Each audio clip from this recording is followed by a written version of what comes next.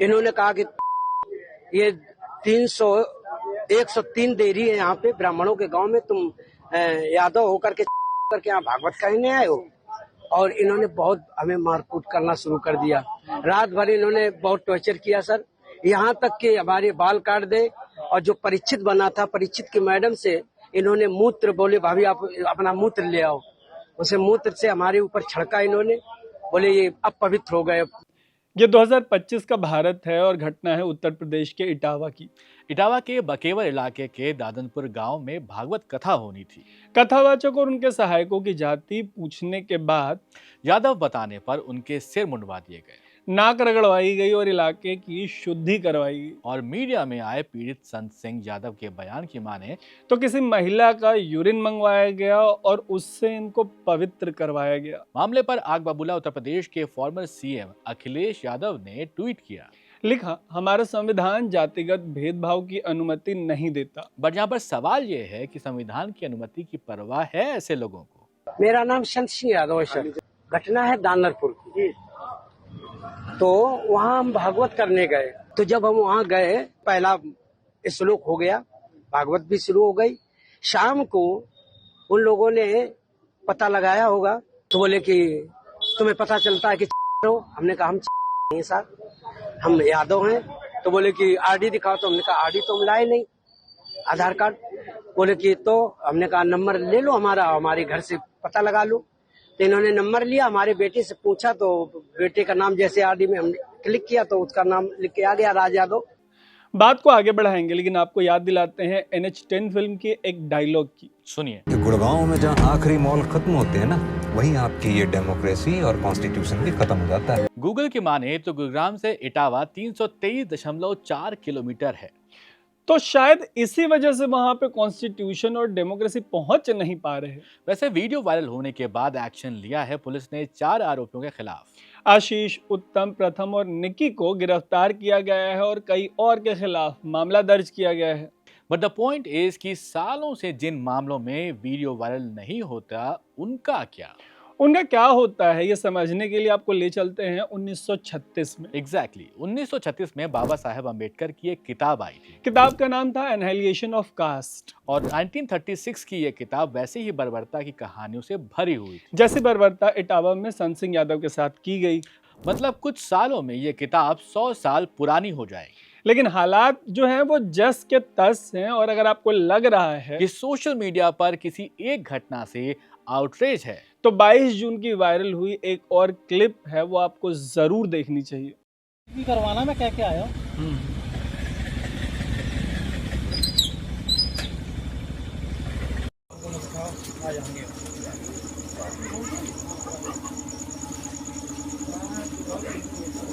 ये मामला भी उत्तर प्रदेश का ही है। यहाँ एक दलित दूल्हे की बारात रोक ली गई। आरोप लगा सवर्ण समाज के लोगों पर। द हिंदू की एक रिपोर्ट के मुताबिक बारात हाथरस से आई थी। लड़की आर्थिक रूप से कमजोर परिवार से आती है और इसीलिए गांव के ज्यादातर समुदायों ने मिलकर शादी में आर्थिक मदद की थी। बारात दुल्हन के घर जा रही थी, लेकिन लोगों ने कहा कि क्यों न बारात को पूरी गांव में घुमाया जाए। और जब बारात सवर्णों की बस्ती से होकर गुजरी तो कहासुनी हो गई। मौके पर पुलिस पहुंची तो भीड़ में से किसी ने पत्थर फेंक दिया और एक सिपाही घायल हो गए। इसके बाद दोनों पक्षों पर FIR दर्ज कर ली गई और वीडियो फुटेज की जांच की जा रही है। थैंक गॉड कम से कम शादी जो है वो शांति से संपन्न हो गई। और अगर किसी को लग रहा हो कि ये सिर्फ यूपी का हाल है, तो मेरे हुजूर पेशे खिदमत है ये खबरें। कश्मीर से कन्याकुमारी तक जो जाति है वो जाति नहीं है। और अभी धर्म आधारित हिंसा की तो हम बात भी नहीं कर रहे। लेकिन तरुण, सोशल मीडिया पर इस घटना को लेकर जमकर राजनीतिक कमेंट्स हो रहे हैं। मामले पर तेजस्वी यादव के एक समर्थक ने कुछ बातें लिखी हैं। यहाँ पर लिखा है कि कुर्मी का कथा कहना स्वीकार नहीं, यादव का कथा कहना स्वीकार नहीं, कुशवाहा का कथा कहना स्वीकार नहीं, पाल का कथा कहना स्वीकार नहीं, मीणा का कथा कहना स्वीकार नहीं, जाटव का कथा कहना स्वीकार नहीं। लेकिन इन सभी लोगों के दिए हुए दान और दक्षिणा स्वीकार है। ऐसा क्यों? लेजिट क्वेश्चन है, ऐसा क्यों? इस मामले के तूल पकड़ने के बाद अखिलेश यादव ने बेहद सख्त स्टैंड लिया और एक्स पर सख्त कार्रवाई की मांग भी उठा दी है। यही नहीं, मुंडन और यूरिन डालकर जो अपमान किया गया उसके बाद सम्मान लौटाने के लिए अखिलेश यादव ने इन्हीं लोगों से भागवत कथा करवा दी। देखिए। सागर मेरे, हे भव सागर मेरे, तुम प्यास बुझा देना। आप अखिलेश यादव या फिर किसी और भी नेता से अग्री या फिर डिसएग्री कर सकते हैं, लेकिन आजादी के 77 साल बाद संविधान से चलने वाले भारत जैसे महान देश में आज भी ऐसा क्यों हो रहा है? पहचान आधारित हिंसा क्यों हो रही है? ये जो ऐसी हिंसा है उसके खिलाफ समाज में एक तरफा डिसएग्रीमेंट अगर नहीं है तो क्यों नहीं?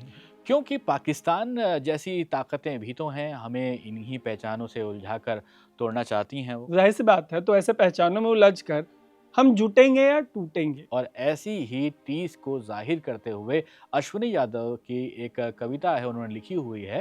ये भी पॉलिटिकल आउटरीच है और एक्स पे पोस्ट की गई इस कविता में लिखा है कि धर्म नहीं बस जात अलग थी, बस इतनी सी बात अलग थी। दिन में जो पूजे थे पाँव, जात सुने तो रात अलग थी। सर मुंडन कर इज्जत छीनी, जुल्मों की बरसात अलग थी। सदियों से था धंधा जिनका, उन पुरखों की मात अलग थी। मतलब संविधान भी यही कहता है यार कि पहचान के नाम पर लड़ना और भिड़ना नहीं है, डिस्क्रिमिनेट नहीं करना। क्योंकि एक बार सोच के देखिएगा कि कभी अगर पहचान आधारित हिंसा में आपके साथ ये हो जाए तो इसके साथ जीना कितना डिफिकल्ट होगा, एक बार जरूर सोचिएगा।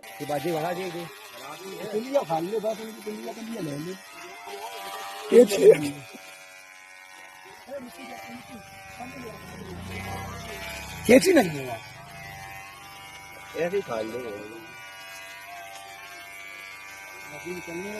और दूसरी ये आज लगती है क्लास पे जाओ क्या मांगे तुम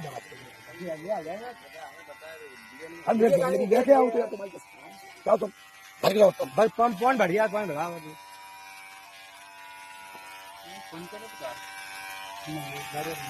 जाते जाते यहाँ पर एक सवाल ये भी है कि क्या ये सभ्य समाज की पहचान है? और क्या ऐसे हम लोग हंसता खेलता देश बनाएंगे क्या यार? जब हमने ये स्टोरी रिकॉर्ड कर ली थी तो पूरी कहानी में एक नया मोड़ आया। जहां ये कथा हुई थी वहां की रेणु तिवारी नाम की एक महिला ने मुकुटमणि यादव पर छेड़छाड़ के आरोप लगाए। कहा गया कि जो वायलेंस उनके साथ हुई, जो उनका सिर मुंडवाया गया, वो इस वजह से नहीं था कि वो यादव हैं या किसी विशेष जाति से हैं, बल्कि उन्होंने छेड़छाड़ की थी। ऐसे दावे के बाद सोशल मीडिया पर सवाल ये उठाए जा रहे हैं कि अगर मामला छेड़छाड़ का था, पुलिस को क्यों नहीं बुलाया गया?